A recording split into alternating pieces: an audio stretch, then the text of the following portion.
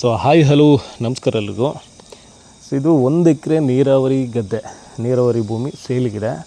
So ಇದು 1 acre general property ಗದ್ದೆ. ಇದು ಸುತ್ತಮುತ್ತ ಎಲ್ಲ ಭತ್ತ ಬೆಳೀತಿದ್ದಾರೆ. ಯಾಕಂದರೆ ಇದು ಕೆನಾಲ್ ವಾಟ್ರು, ಚಾನಲ್ ನೀರು ಬರುತ್ತೆ ನಿಮಗೆ 6+3 ಮಂತ್ಸು, ಟೋಟಲ್ 9 ಮಂತ್ಸು ನಿಮಗೆ ಇದಕ್ಕೆ ನೀರಾವರಿ ವ್ಯವಸ್ಥೆ ಇದೆ.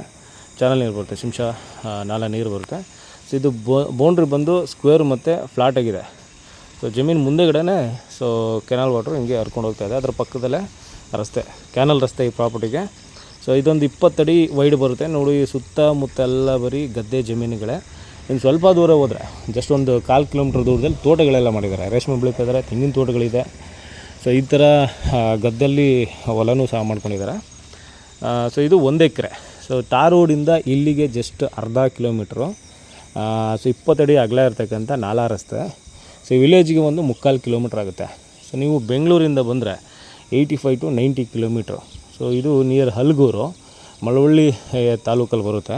ಸೊ ಬೆಂಗಳೂರಿಂದ 85 to 90 ಕಿಲೋಮೀಟ್ರ್ ಆಗುತ್ತೆ. ಸೊ ಈ ಲೊಕೇಶನಲ್ಲಿ ಸೊ ಇದು ಒಂದು ರೀಸನಬಲ್ ಪ್ರೈಸ್ಗೆ ಇರ್ತಕ್ಕಂಥ ಜಾಗ. 1 ಎಕರೆ ಜನರಲ್ ಕಮ್ಯುನಿಟಿ ಪ್ರಾಪರ್ಟಿ.